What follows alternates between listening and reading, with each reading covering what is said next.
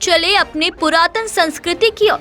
जी हाँ, बहुत हो गई गौ हत्या, बहुत खा लिए रासायनिक खाद, रासायनिक दवाइयाँ, अगरबत्तियाँ और गुड नाइट कॉइल, बहुत घोल चुका जहर हमारी रगों में।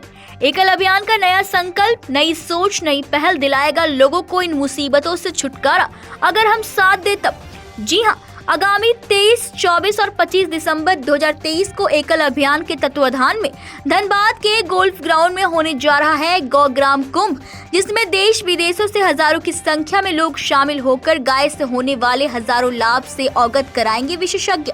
उक्त बातें आज धनबाद क्लब में एक प्रेस वार्ता का आयोजन कर पत्रकारों को बताया गया। इस प्रेस वार्ता में मुख्य रूप से महेंद्र अग्रवाल, केशव हरोदिया, रविंद्र ओझा, अनुराधा अग्रवाल, आयुष तिवारी, ललन शर्मा, सोमनाथ पूर्ति, नितिन हरोदिया के साथ साथ अन्य लोग भी उपस्थित थे। प्रस्तुत है सहयोगी मिथिलेश बाबा के साथ पंकज सिन्हा की रिपोर्ट। वो बहुत नगण्य साबित हो रहा था।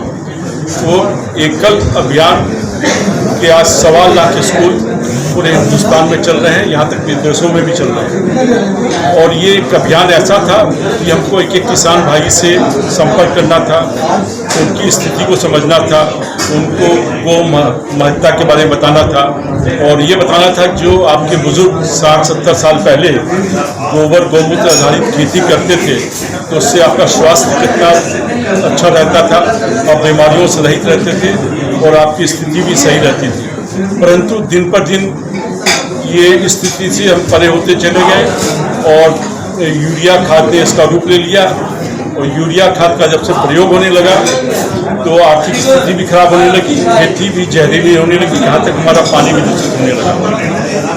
तो इसी कारण से हम लोग ने सोचा कि पहले तो हम भी सोच कर घबरा रहे थे, लेकिन फिर बहुत मंथन हुआ और फिर ये बीड़ा उठाया गया कि एकल अभियान का जो कार्य है मुख्यतः मानव सेवा का कार्य है और पर्यावरण की रक्षा के लिए सोचता है, स्वास्थ्य की रक्षा के लिए और चरित्र बनाने का काम करता है।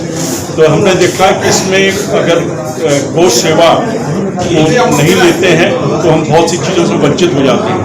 तो इसी आधार पे हमने किसानों की आर्थिक स्थिति को देखते हुए और उनसे गौ उत्पाद बनवाने शुरू किए।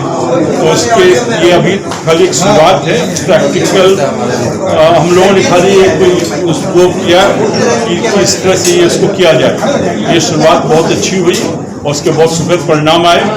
तो इन्हीं उद्देश्यों को लेकर के हमें पूरी उम्मीद है और पूरा विश्वास है आने वाले 10 सालों में हमारे ये भी 23, 24, 25 जो हमारा प्रोग्राम है इसमें 10 जगह और हमारे इस तरह के कार्यालय वाले तैयार होंगे और हम 10 जगह और भी स्टार्ट करने जा रहे हैं साथ। इस तरह धीरे धीरे संख्या बढ़ती जाएगी।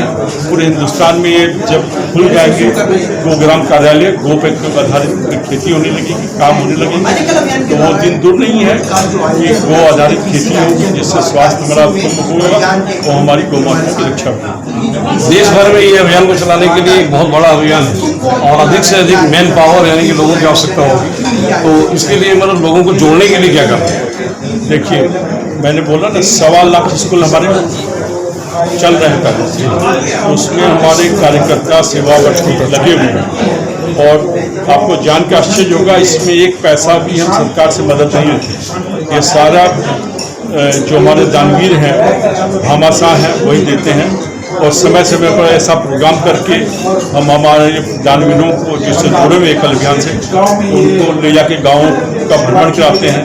बीच बीच में भ्रमण करने में आते हैं, लेकिन बृहद रूप में 5-7 साल में कभी लखनऊ में, कभी बॉम्बे में, कभी आगरा में इस तरह के प्रोग्राम होते रहे। वही उद्देश्य है, तो उसी उद्देश्य के कारण ही ये प्रोग्राम का 23, 24, 25 को बृहद, इसलिए इसका नाम भी कुंभ रखा गया है। बहुत बहुत धन्यवाद। 24 कहीं ना कहीं ये बहुत ही सार्थक प्रयास है। 24 को प्रदर्शनी बता दें। 24 को गो ग्राम पे गो सेवा पे आधारित, गो के आधारित गो की क्या उपयोगिता है, कैसे कैसे इसके उत्पाद जो गोबर गौमूत्र से दूध से लोग क्या कार्य कर सकते हैं, कैसे उपयोग करना चाहिए, इस पर बहुत अच्छी प्रदर्शनी भी है। ये कौन हो कहीं ना कहीं बहुत अच्छा प्रयास है और हमारी शुभकामना है कि भाई ये सफल हो, क्योंकि तभी मनुष्य स्वस्थ रह सकता है और हमारे धरोहर की रक्षा हो सकती है और हम एक स्वस्थ और लंबी आयु की कल्पना कर सकते हैं सिर्फ और सिर्फ गौ सेवा के द्वारा ही सहयोगी मित्रेश बाबा के साथ पंकज सिन्हा जी